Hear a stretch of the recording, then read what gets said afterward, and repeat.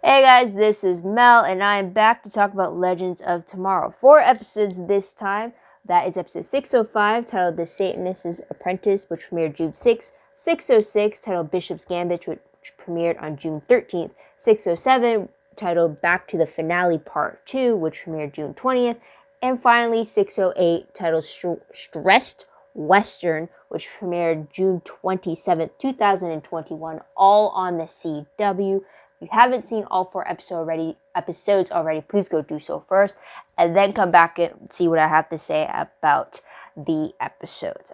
First off, just before going into it, I'm kind of surprised that I was able to hold off, but a lot of the times, I usually make plans Sunday nights, knowing that I can easily PVR record the episodes now. So, and then work and stuff just gets a hold, so I was like, okay, I'll clump them all together. I'll binge watch.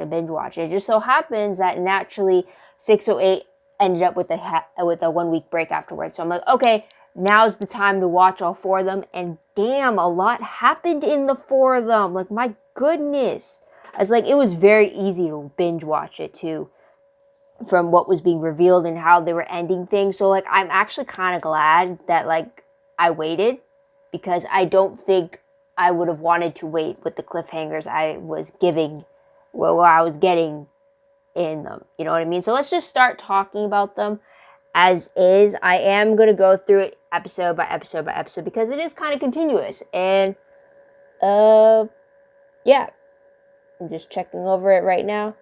It is kind of continuous. So with that in mind, though, I am going to try to speed it as best as I can. So let's hope I can cover 4 episodes in 30 minutes. Max 40 minutes, but fingers crossed. So let's start right into it with 605. So timeline-wise, this is actually a huge one because, well, first off, this episode was directed by Katie Lotz, aka Sarah Lance. So some of my comments will be of a surprise because of that fact. But timeline-wise, for Sarah, it continues from where we left her off in 603. But for Astra, who the main episode is focused on in that regard, it continues from where we left her off in 601. But we kind of do get, like, for Astra, the episode does cover like what she was doing during 602, 603, and 604. Because 602 was dealing with the whole Big Burger alien sauce one. 603 was when they were in the future and Constantine was like a punk rocker cover. And then 604 was them being stranded and leading them to stay at Constantine's house. Because, so for Astra, we do get, like, it's pretty much a huge montage jump of like, okay, where she's been in these episodes. We get the answer to that in this episode. So the villain or the alien of this episode, I'm going to say Bishop in regards to Sarah. And then I'm going to say Aleister Crowley, or Aleister Crowley as they're saying it, for Astra. Aleister Crowley. So, with that said, storylines, it's 2 distinctly different ones. You have Mortality Sucks, which deals with Astra, and then the second one being Pink Planet Plans, which deals with Sarah. So, very briefly, with the first storyline, we have Astra adjusting to a human life very badly, to the point where she turns to Aleister Crowley's painting she finds in the attic, and he kind of tempts her with teaching her dark magic. That turns sideways to the point now that she and the rest of the Legends team defeat Crowley, but in doing so, it causes Constantine to pretty much lose his powers, since Crowley was possessing Constantine when he was fighting against them. We'll talk about that later. Second storyline on the Pink Planet has Sarah meeting Bishop. That was the guy she found at the end of 603. We find out that he's actually the creator of the Ava clones and the sole survivor of humanity from the way he was talking. But because the Ava clones were created in 2213, I'm wondering if Bishop is also from 2213 and maybe humanity at that time has been destroyed, and that's why he claims he's the sole survivor of it. Because his whole plan is that he wants to create alien-human hybrids to keep humanity alive while fixing the flaws that humanity had. For example, Amelia Earhart, when she turned into the creature that attacked Sarah with her infectious sting, she was one of his test subjects to merge the alien human hybrid DNA.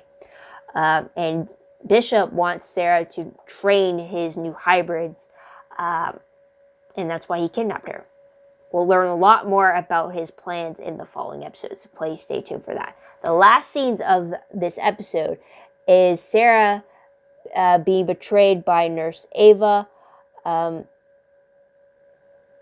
When she was taking him back to Kayla's ship, Bishop has Kayla's ship now in his hold, as well as all the DNA retrieved from all the alien targets that she was gathering for him.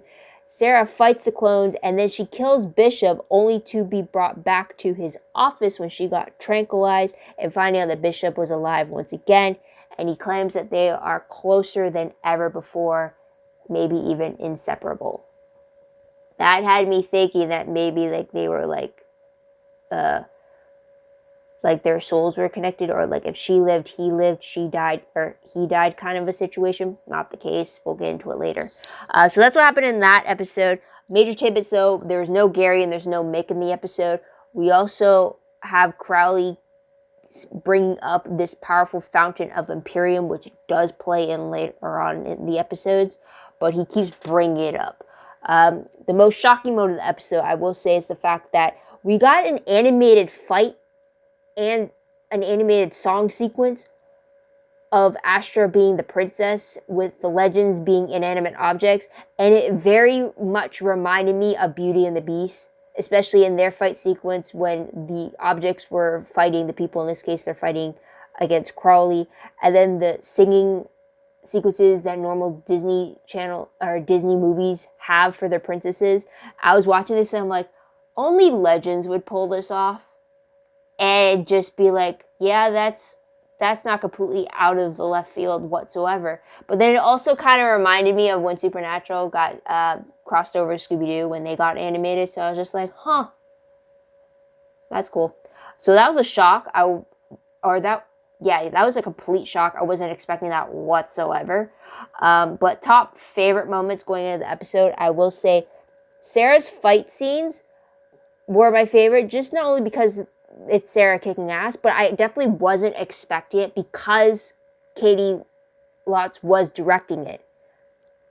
So it's one thing to direct something because that's so much responsibility. It's another thing to direct it, but also being an actor in those scenes, because you kind of have to have two hats on. But then it's also stunt choreography she has to deal with while acting and then being the director of herself. You know what I mean? So it's just I was highly impressed by that. I thought I would be seeing less of Sarah in this episode just because of Katie being more behind the scenes as the director. But we pretty much got half the episode with her. So I was just that makes up for having no Sarah in the previous episode. So that was pretty cool there. Makes it up for my favorite. Another favorite I had was just the way that they were able to showcase time passing with Astra by having all the different legends rotating out with the different costumes and uniforms from the different episodes, just to show us Zari wearing the fast food uniform, episode 2. Constantine wearing that rocker outfit, episode 3. All of them coming back at the end of their Cuba mission, episode 4. And then having it continue on from there of them all living together. So it's a very interesting way to show all in one episode, just the passing of 3 episodes for Astra. So I thought that was pretty cool. And then also the different ways that they were showing it when she was dealing with things around the house, waking up every morning, the different clothing, pretty much decreasing in the closet. It's very cool how they showed the passage of time without making it seem repetitive. So I do appreciate that. And then the third final thing was just the animated craziness we got. I wasn't expecting it. It's a favorite because it just works for Legends. And it was just I'm not going to get that anywhere else. So plus also because I kept feeling it felt like Beauty and the Beast. It was a little tiny bit of nostalgia in there. It's that looks familiar there. It's okay, I see where it's going. So we'll leave it at that. In the 2 episodes, I don't actually have any peeves and I don't have any random questions just yet. So we'll go right into episode 6. So episode 6 actually does continue where episode 5 left off, especially when it comes to Sarah. because she's now standing in front of Bishop, kind of figuring out, like, she just killed him. How is he still alive in front of her? And we'll find out in just a moment. Villain or the alien in this episode is still going to be Bishop for Sarah. But then when it comes to the legends, they actually deal with Amelia Earhart, or I'm calling Alien Amelia, or Amelia Zagaron. So with the storylines, two different ones, once again split in two. We got one being with Sarah, dealing with Pink Planet Rescue, and the second one dealing with the legends, going to 1956 into an asylum. So with the first storyline, we have Sarah learning that Bishop is actually a clone, but he's different from the Avas, as there are multiple different Ava clones. There is only one Bishop clone living at one time. So once one clone dies, the next one reawakens with the same memories that he just left off. So it's like literally an immediate upload into the next generated body ready for him. And he tries to recruit Sarah to his main mission for humanity. While this is happening, Gary tries to get the power source for Sarah so that they can use Kayla's ship to leave. He potentially makes a little bit of an alliance with the Ava clones, really talking them up because, like, he loves Ava and he like worships her. So he's like, I would love you guys too. It's like, she's a leader, not a follower, like whatever. So there's that. We also have Mick and Kayla arriving to the planet. They try to get the fuel source for the ship, but they get trapped by the Zagarons that are natives to the Pink Planet. And while they're doing that, they ended up confining themselves in one of the pods as the air becomes toxic to them temporarily. And they make out in that, and definitely do a lot more, but on screen we see them make out. And tentacles are involved. But there's that.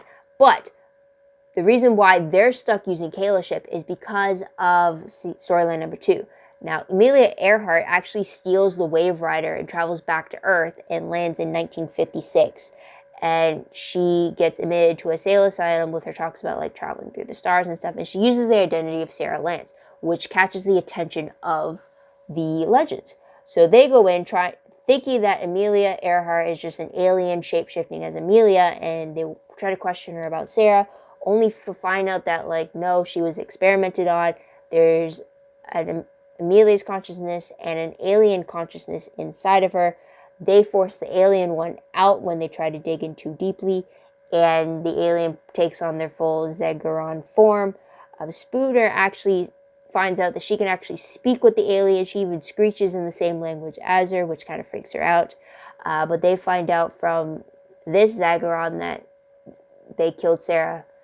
So now the team believes that Sarah is dead, which is gut-wrenching. But the last scene of the episode is Bishop revealing to Sarah that she is actually a clone herself, since the Zagaron infection killed her real body. And he didn't save her with the antidote like she originally thought. And that's where they ended it off. So that's something there.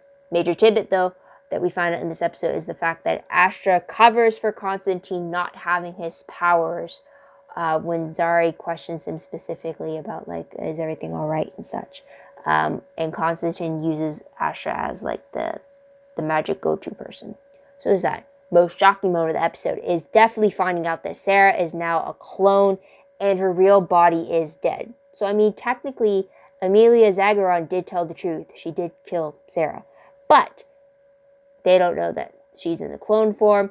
And I'm also going to say something I had predicted in this episode did come to fruition in the next episode. I won't mention it just yet because I am going to talk about that episode in just a short moment. So we'll get into top favorite moments.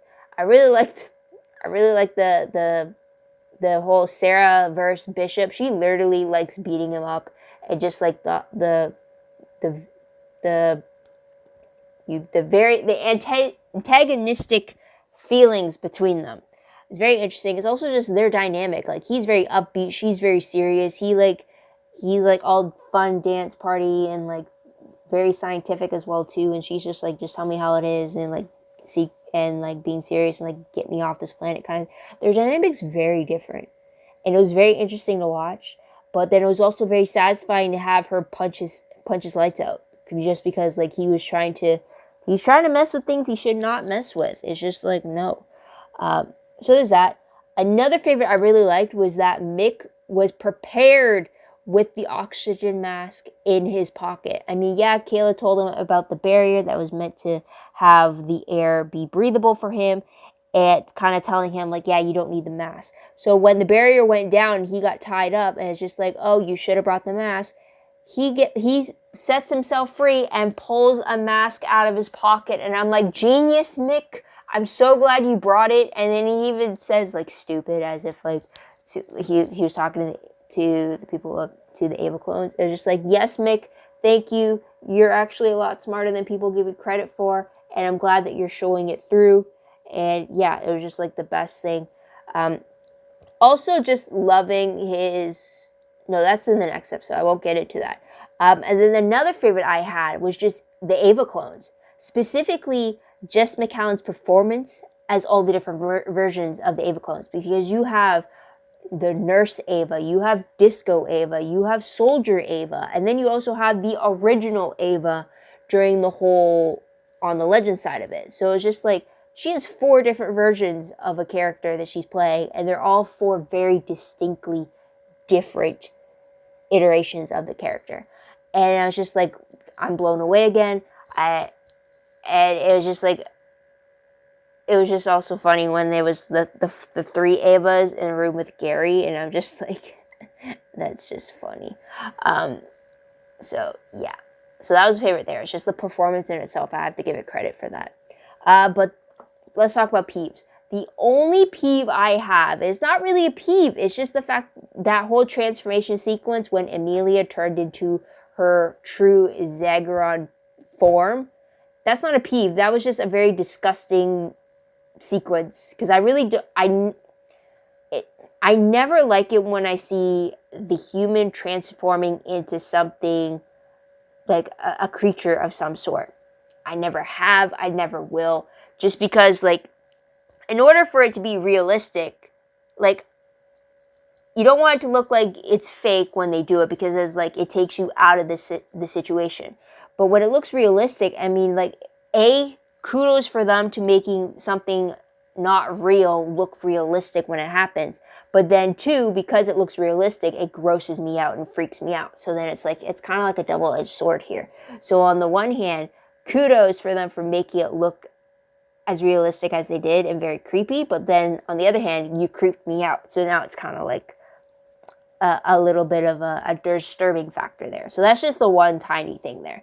But let's move on to some random questions with this one, though. From this episode, I got, if Sarah is a clone, will this change how she deals with Bishop? Will this change how she sees herself? Kind of got to answer in the next episode, but it's still a valid question. Next question. Anyone else getting the 6th Day vibes from this episode in particular? 6th Day being the 2000 film featuring Arnold Schwarzenegger dealing with the whole clones scenario. I mean, definitely with the whole, like, the clone finding out they're actually a clone, that moment kind of a thing. It gave me that kind of vibes. And then also finding out, like, the antagonist you're going after is also a clone, spoiler alert. It's, like, very reminiscent a little bit. I'm wondering if anyone else got that vibes or not. So there's that. And the last question from this episode is, do you think Spooner will become a Zagreon?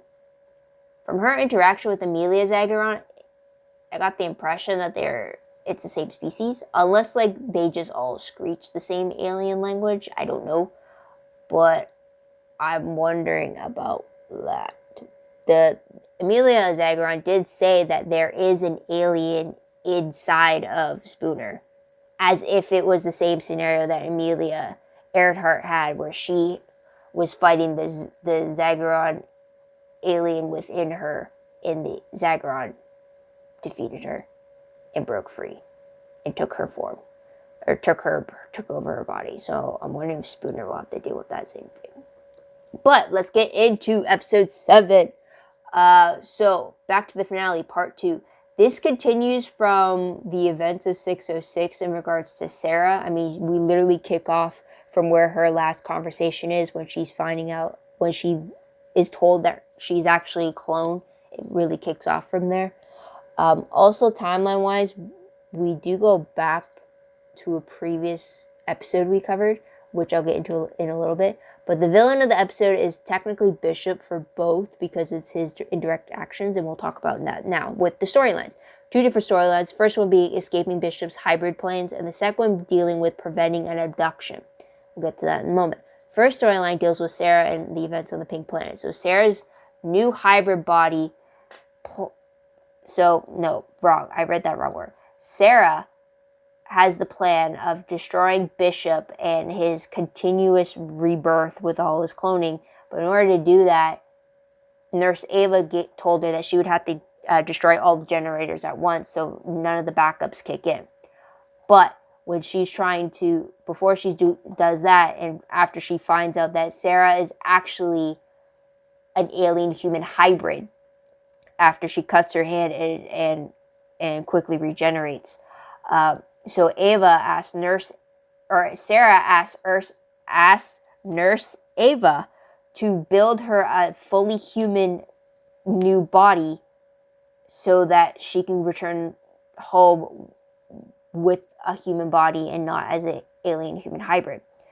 But because of some mishaps, Bishop dies again, and his consciousness is now being uploaded to the digital cloud. And once that's complete, he will be able to go anywhere and recreate himself anywhere.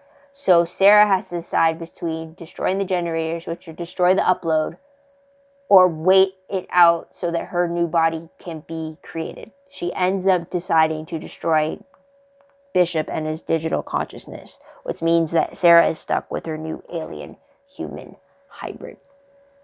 Which you would kind of do get the impression that that's kind of what had already happened the moment you find out that she's already a clone in the previous episode. Because then, in a sense, as long as Sarah is alive, Bishop's plan worked. That's just saying. But second storyline, preventing an abduction. So this is Sarah's abduction. So the Legends team, as Ava grieves over Sarah's death, the Legends team, specifically Bayrod, decides to go back to London 1977 when the season 5 finale took place. Go back and prevent Sarah from being abducted in the first place. So they're trying to do that while not interfering with their past selves, trying to find windows, trying to learn from their past mistakes of interfering with previous events that they've interacted with, only to find out that they could interfere with that. So very harsh realities in that. But all is for naught because Sarah does return to the Legends, and in the last scene of the episode, we see Sarah, after reuniting with the rest of the team, she proposes to Ava, with the rest of the Legends team present to watch the happy event. So that was something there. Major tidbits for the episode, though. We have Bayrod. We find out that Bayrod calling Sarah back to kind of warn her about being abducted is actually what caused her to lag behind the team, which made her isolated enough so that the abduction could happen in the first place. So it really was all meant to happen, sadly. Although now I'm very tempted to go back to the finale and just watch that moment to see if we do get a bit of a hint of Bayrod interrupting her. I don't know. But let's move on to the most shocking moment of the episode. Actually, the shocking moment of the episode is not Sarah's reunion, but the fact that we got a future version of Nathan in an eye patch coming to warn the Legends team to not interfere with the abduction because he's from a future that they created because they did it, and it's not a very pretty picture. So I wasn't expecting that at all, and that happens while their version of Nathan scrambles to the bathroom due to eating too much of a local dish. So I wasn't expecting to see the future interrupting with the present when they're in the past. Yikes. So there's that. Let's move on to favorite moments, top favorite moments. First one, I'll do them in order because of when they happen. First one was between Sarah and Mick. Specifically when he finds out about her having an alien human hybrid body and how she calls herself damaged, and how she says like she has to wait until her new human body can be made so she can go back home like that. And then she's saying like she's damaged, she doesn't know who she is anymore. I swear that I was brought to tears with that speech. But then like my eyes were welling, but the tears started falling with a mixed response. And the mixed response was that he refuses to see Sarah as damaged. He listed all the ways that he saw Sarah, and it was not, her being broken or damaged was not one of them. And it was just the most purest thing he could ever say. And I think it just proves to me how much like Mick really says the truth. There's no filter with him. I think in the previous episode when I think it was previous episode, if not this episode, when Kayla was calling humanity stupid, and he didn't refute that. Instead, he listed every possible negative trait about humans, and it's like he's not wrong. And then he lists all the good things that Sarah was, because she wasn't like all the other humans that pretty much betrayed Mick. So then to have Mick tell Sarah all the things he sees in her, and it had nothing to do with her alien human hybrid status now, and how he never saw her as damaged, and he can never see her as damaged, and he called her his oldest friend. I'm like, Mick, you're bringing me to tears here. It's like, this is like, there is no better person to have gone searching for Sarah than Mick. I'm not going to count Ava, because like that is more of like she went in head first emotion wise. But for Mick, it's like he's kind of a mix. It's like she wasn't the emotions. She would have been ruled about her morality. Mick just went in solely to save Sarah, regardless of what he had to do. So it's like, I love their friendship, and I love that speech. It was beautiful. And then the next favorite that came from it is the proposal, of course, between Sarah and Ava. I mean, we knew it's been building for 7 episodes now, but it brought me to happy tears because they finally got that moment. Nothing bad interrupted it. Nothing. It was just the team watching and them all taking part in this very special moment that they all knew was coming. And they were able to just enjoy it. Plus, we also find out that the ring that the ring that Sarah chose with the blue stone, it was actually from her mom. She had this brief little moment with future Bayrod, and she explained like it's something from her mother and sentimentality and stuff like that. But happy tears for the proposal we've all been waiting for and knew was coming, and just waiting for it. So that was something there. And then just a favorite for number 3 is Sarah's reunion with everybody, and then to the side of it, Mick's reunion with everybody. It was just great to have them all have that moment. Still in 1977, because Sarah and Ava couldn't wait to share the news with everybody until they got back to the ship. So it was just it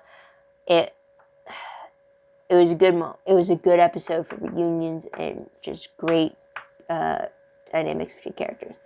The only peeve I have with this episode is that now we have to deal with Sarah being part alien, and I don't know if that's because they're trying to give Sarah to have a power, because I know that's what they tried to do in the previous season with giving her that temporary power and connection to the fates, with the whole visions of the future thing.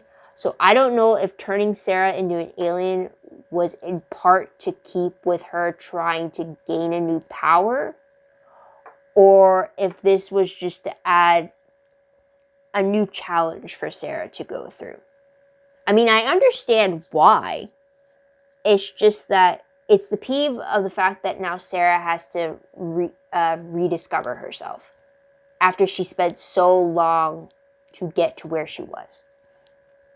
So, plus also I'm kind of peeved that she died again. Can't the girl get a break? But anyways, let's move on to random questions from that. First one is Sarah really Sarah, or is there an alien consciousness inside of her waiting to burst out, like what happened with Amelia and her Zargaron counterpart? Second, is Kayla really dead? Third, is Bishop really dead? Fourth, do you think a lot of the scenes of the finale that were taking place at that concert, do you think there were a bunch of extra shots that they captured when they were filming the finale and they just never used? Because I can't think of them bringing Charlie back for that different shot. I don't see them bringing the Davy Bowie character back just to do that different angled shot of him.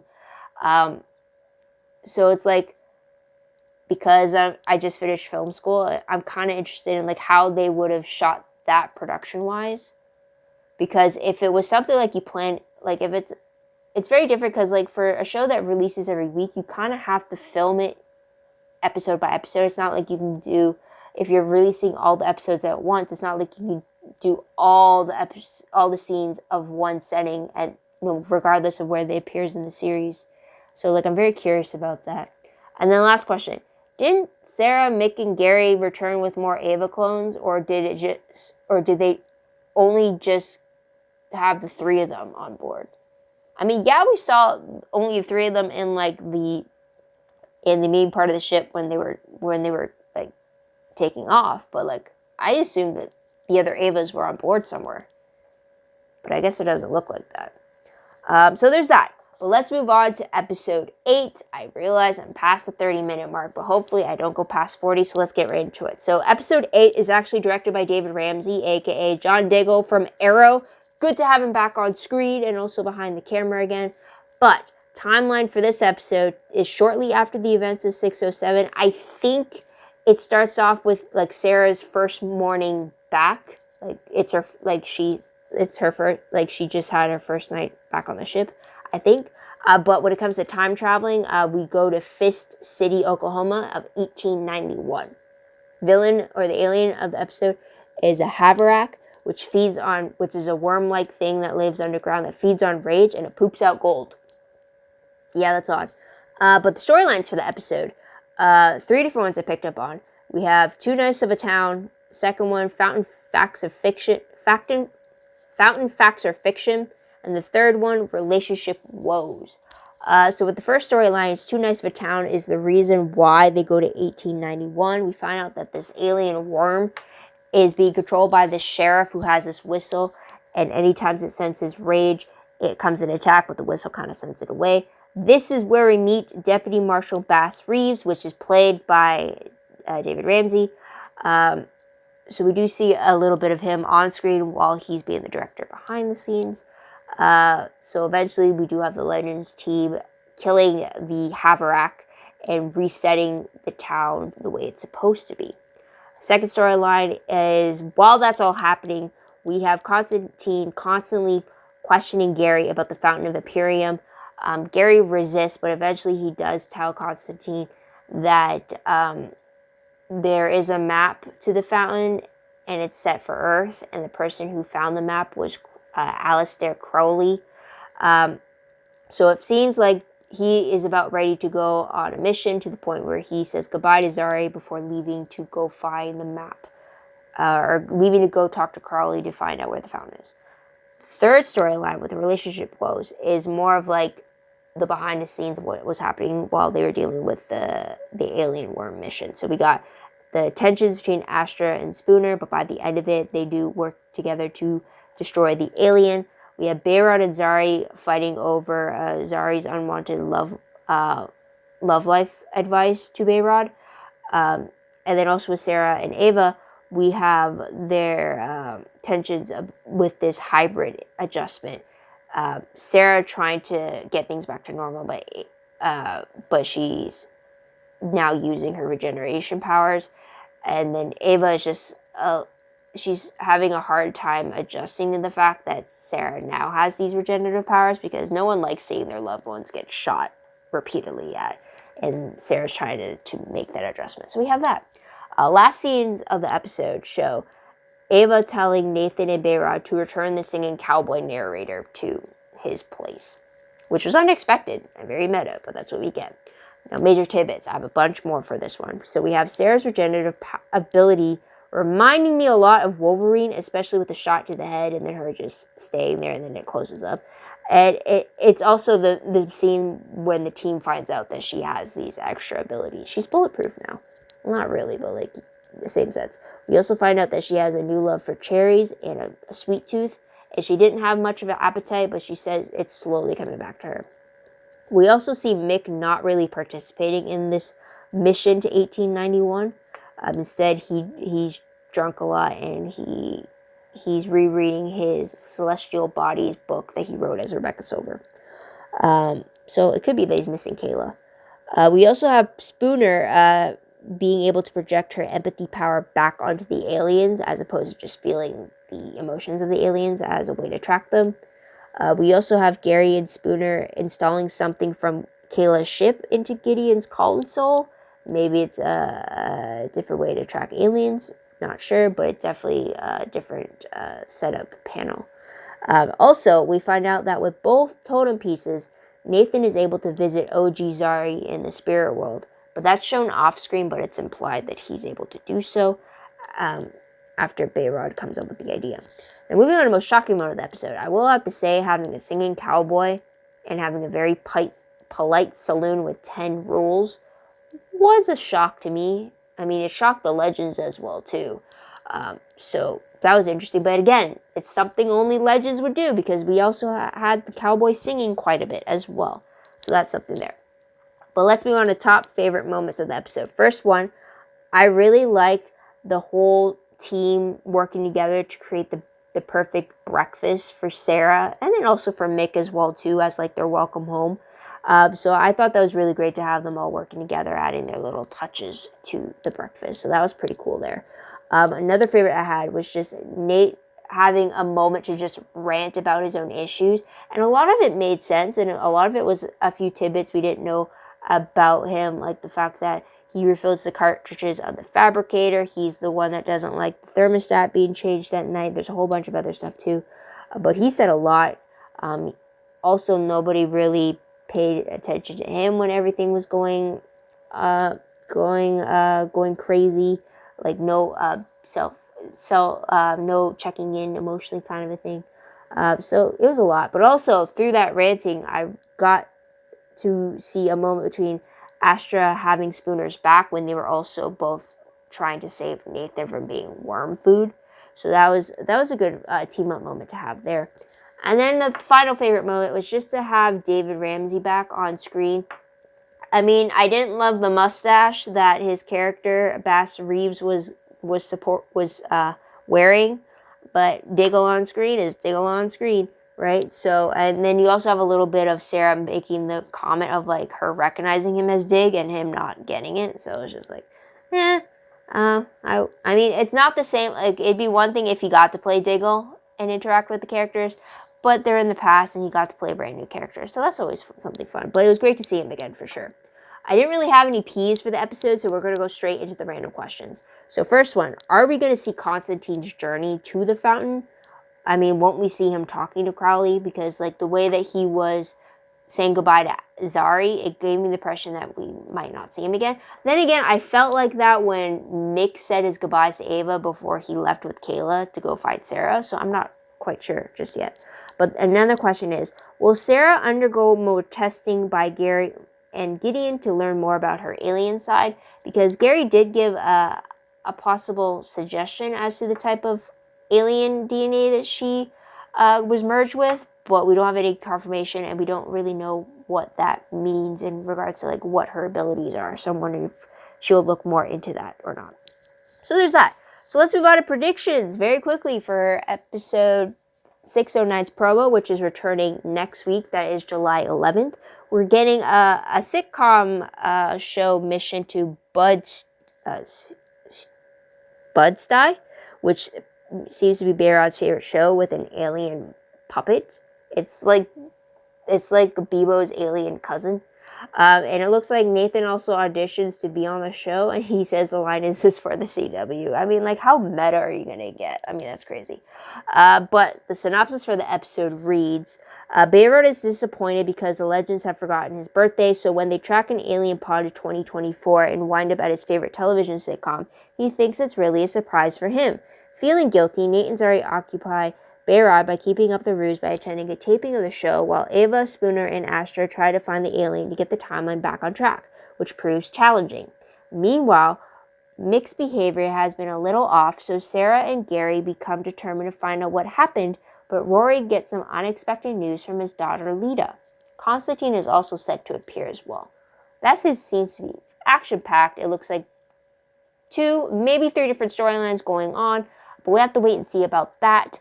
But before I really end it off, guys, I just want to say that we have 2 more episodes coming up that are directed by cast members. That is 611, which is directed by Jess McCallum, aka the Ava clones.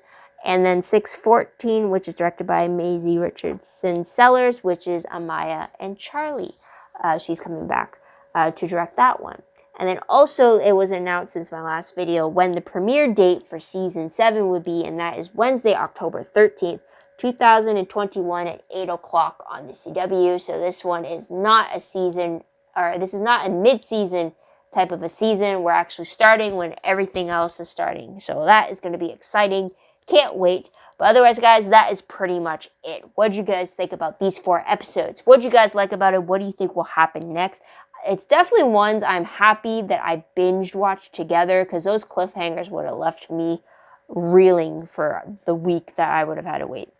What did you guys think about it? Let me know in the comments down below. Love to hear your thoughts, theories, and opinions about all that good stuff. All that good stuff. Sorry. Also, don't forget to like this video, subscribe to my channel, and check out my other videos if you haven't done so already. If you want, check out my Tumblr page. Link for that is down below. I read blog promos, web clips, quotes, gifs, synopses, news, all that good stuff. All found in one place. Go check that out as well. It's been a while, but it's on the list of things I need to do. But also, WordPress account, link for that is down below. Anything I post online is connected to WordPress. A little more organized, a little more detailed, but still a work in progress as well. So I'm going to end it there, guys. It's almost like 3 a.m. for me right now as I'm recording. So I hope you come by and check out. Next time I have a video, if you want notification bell to keep you aware. I might do the next 2 episodes, but I definitely, yeah. I actually haven't planned it out yet. How many is it? 15? Yeah, 15 episodes this season. I'll try to plan them out. I have a few gigs that usually happen on the weekends coming up this month, so I really got to plan it out. But notification bell so you are notified when I do post the next video for Legends. In the meantime, check out my other videos that I posted. And until next time, guys, this is Mel. Wish you all a great day, great week wherever you are. I guess technically for me it's good night. But stay safe, guys, and bye for now.